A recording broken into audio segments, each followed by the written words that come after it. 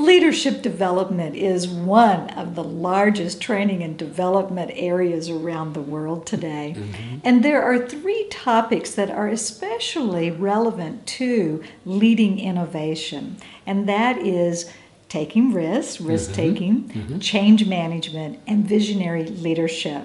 And so we wanted to talk about and share with you how we look at each one of those topics through the lens of the 4 innovation styles. And through the lens of being strength-based. Yes. And with the fundamental understanding that everyone has the capacity to be a leader of innovation. Everyone has the capacity to take risks. Everybody has the capacity to lead change. And everyone has the capacity to think about the future. So let's explore how that unfolds from the 4 innovation styles, and we'll go from there. So let's start with risk-taking. The question is not, are you a risk taker? The question is, how are you a risk taker? For example, with visioning, okay? A visioning person who prefers that style of thinking will take risks if there is an ideal long-term place in the future. If they can clearly see that in their mind or on paper as part of the plan, when they can see that ideal long-term future, they will take a risk and go for that future. Right. Now the experimenting, the opposite, they'll take a risk if they can see a way to map out a process of testing things and to verify in stages that something can be practical. Those who prefer the exploring style, they'll take a risk when they know there's something new to be discovered. When there's new territory to go into, they will take a risk. And modifying will take a risk if they can see that there's a way to make something new and improved and to build upon in a success of something in the short or near middle term. So when you are leading an initiative which has risks, if you bring in all 4 styles perspectives, you're going to have the best recipe for actually taking that risk, for engaging in the task that you need to engage in for that initiative. In a way, it's almost like having 4 different criteria for risk-taking all considered at once, and to really be able to therefore be more successful in the task of being conscious of the risk-taking that you're doing. But it will also take care of the relationship, because as you're considering all 4 approaches to risk-taking, and people have different approaches, they will feel included and they'll be with you, which is actually another part of your formula for success. And you and I have actually experienced it. We've taken many risks in our businesses over the years. And when you consider all 4 perspectives and you engage people from all 4 perspectives, there's a natural flow. It's very organic, actually. When there's a need for a short term, the short term rises up. When there's need to stay focused on that long term, when there's a need to discover something, when there's a need to verify in stages, it's like they work together. There's a synergy together with the 4 perspectives as you're taking this risk. I find the same thing is true when we talk about leading change or managing change, that the modifying will lead change that has a way of altering the system, altering the way things are done, and to build upon what's been there, improve it. Improve it. If they know they can improve something, they will make that change. You know, the exploring will lead change that can radically transform the system, unfreeze it, and just to see how it unfolds. That's the way they would approach change. Visioning would approach change by seeing a significant alteration, if you will, a dramatic alteration in the longer term. And they'll lead change towards that kind of a future. And then you'll have the experimenting, which will initiate change that has a way of basically building upon in stages, you know, building that change up, so to speak. Where they can create a process to try different things out, combine things especially, bring things together, pilot test them, learn from the experience. So with change, again, the question is not, are you a change agent? The question is, how are you a change agent? when you are leading change, if you can bring all four perspectives alive and well in that process, you will have, again, a task that has all of the ingredients that it needs to be successful. You'll also create the relationship synergy that will engage everyone and bring out the best of what they have to offer to the change process. And they'll be with you rather than resisting because they feel left out. Right. Right. We don't mean to make this a utopia that, now change is never going to have resistance. And yet we know from our own experience in our own organization, as well as working with others with these perspectives, we know that it lessens the resistance. You're more proactive to see where resistance might happen and where you need to bring a different perspective of the change to bear. And actually, as you listen to that resistance, you'll find a wisdom in that resistance that you may not have considered, and that wisdom may actually relate to the four styles. Yes. You know, there's a wisdom of, something's not being tested out.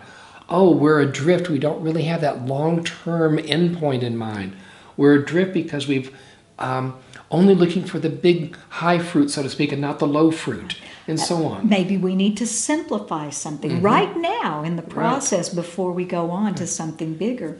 So resistance actually has a wisdom often buried in it that needs to be kind of brought out. And that's what occurs in a natural way when you include all four perspectives and make sure that all four are respected and brought out in the process. Now, when it comes to the future, Visionary leadership. We've actually had a long-standing conversation about this over time. Would you like to share that? Yes. In the very early days, one of the first workshops that I watched William facilitate, there was a conversation in the workshop, and several people talked about visioning, who had the strong visioning style preference, talking about themselves being visionaries. And of course, I have, as you know, a strong preference for the visioning style, and I consider myself to be a very strong visionary, right? So after the workshop, I was talking with William, and we were debriefing, and I was asking him questions about why he did this and why he did that. And then I gave him one of those smiles, like I have something really wise to say. And I said, William, don't you think that people who have a preference for the visioning style, don't you think those are the visionaries? And he said to me with his big smile, what does being a visionary really mean? Doesn't it mean a person who can really think about the future that is a future that you want to lead to, that you want to aspire to? Well, they can think about the future and plan for the future and help people to move into that future. And sometimes it's a bold future, but is it only that kind of a future? And so we broadened out the conversation from that starting point, just as an interesting twist and turn, if you will, to say, well, does the visioning style, is that the only way of thinking about the future? Well, no, it's not, because modifying... Well, first of all, every person thinks about the future. That's what you said to me that day. Yes. That really gave me that humbling moment to say, okay, let me open my perspectives, let me open my heart and my perspectives to other ways of thinking. But and that every person, when they think about the future, that is their ideal. Yes, well, that is what they're... For them. That for them, That's true. This is what I think would be great to have. Right. Yeah. But the point here, let's don't get into that too much, because that could be a whole different conversation. The point here is, though, that every person thinks about the future. They just think about it in different ways. So we come back to, the question is not, are you a future thinker, but how are you a future thinker? How do you think about the future in your own way? And what contribution can you make to proactively innovating and creating this future? Right. So what would you say is the modifying? Well, modifying wants to, again, simplify, build on. As soon as the modifying style thinks about, okay, here's what I've got. What can I do with it? That's how they think about the future. I've got all these resources. Now what can I do with it? What are some shorter term benefits that I can aspire to? What are some things that would make a difference in the near term for people? Now, it's interesting. More because relevant, if you will. I was going to say, it's interesting. I'm not exactly sure that those who prefer modifying style, if they actually think in terms of the word short term, they think more relevant. Right, They yes. think more, what can we do right now? What can we make happen right now? Yeah. And Very so relevant. to take us into a future that is an improvement over what we have. Better than what we have, simpler than what we have. Yes. And so you go to exploring. They think about the future in terms of kind of an open field of discovery. Where's some new territory we've never gone into before? I remember. Where's the adventure? I remember we were doing a research program and we were interviewing top executives, CEOs, chairmen of large corporations around the world. And I was amazed at how many of those corporations, when these leaders had taken over, the corporation had just gotten into so many diverse products and services, and they realized it was really draining their energy. So that does happen. Exploring can definitely take us into new territory, which can be very helpful at times. And other times you have to come back and see what can we do more practical. What would you say for visioning? The visioning style of change is more long-term. It's more out there in the future. And knowing the visioning style very well, I would say that we do think in terms of long-term, out there. Also, we think about the future in an ideal way. We imagine ideally how we want it to be. So like modifying looks at, hey, I've got all these resources. What can I do with that in the future? Visioning wants a blank slate and wants to imagine and build that future in their mind and then ultimately put it into paper. And experimenting is going to look at the future in terms of what's achievable that's practical. What's a way of putting things together that haven't been put together before. And they'll start creating a picture of the future that is kind Actually, of they'll start creating a picture of a process to process. get to that future. And then a future that is a novel combination of things. Yes. Putting together the best of this, the best of that. It's a little bit like when we think about the future with taking a vacation. Right. As one example. Right. The experimenting would say, what vacation could we do that put together the best parts of the last 4 vacations we've had? Right. Modifying would say, let's think about a vacation that really takes what we did before and takes it to a whole next level.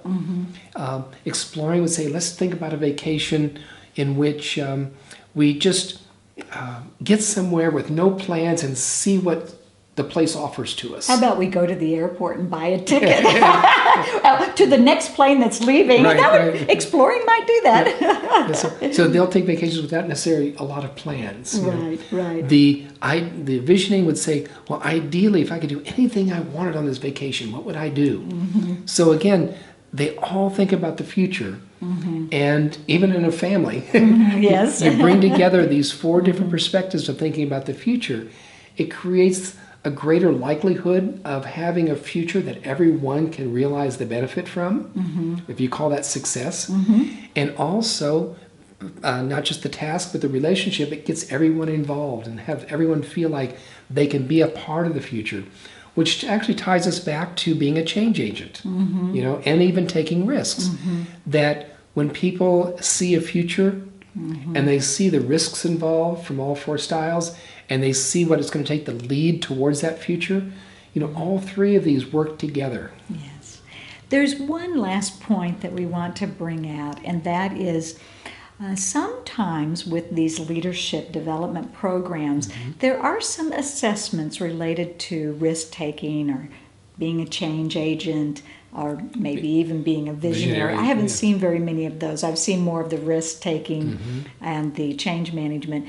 There are sometimes assessments which determine if you're a big risk-taker or not a big risk-taker, or you're really open to change or not open to change.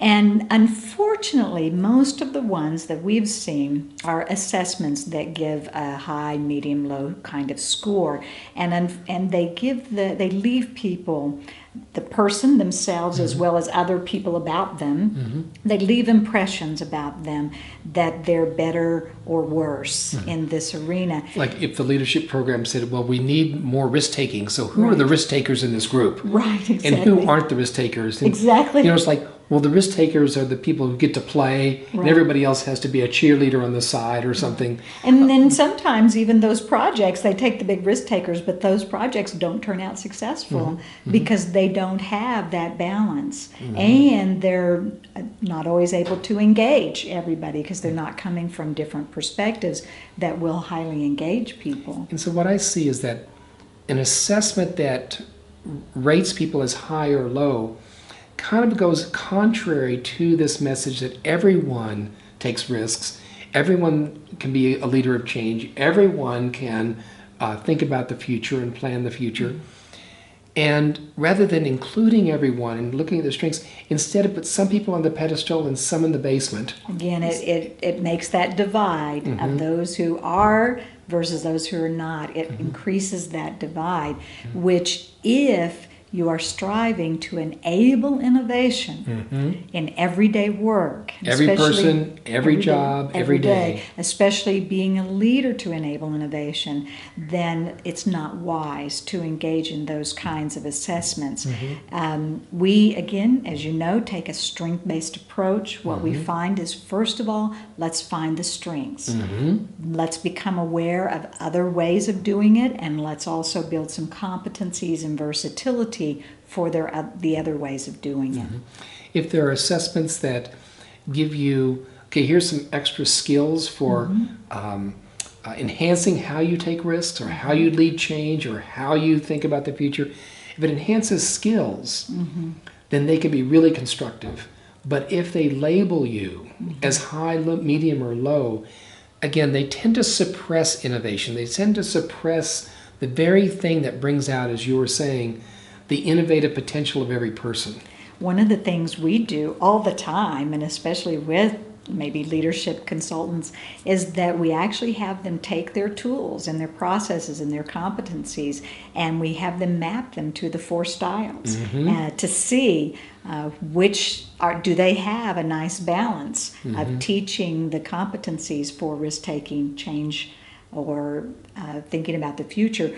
Do they have a nice mix? And if they don't, how might they be able to develop some tools and processes to make a much more balanced mixture among all the 4 styles? So we hope that from this you really had a good feeling for how to build a strength-based program, one that brings out the best potential of every leader in these ways, and that can give you some ways to think even innovatively on your own about how you can take your leadership programs to the very next level.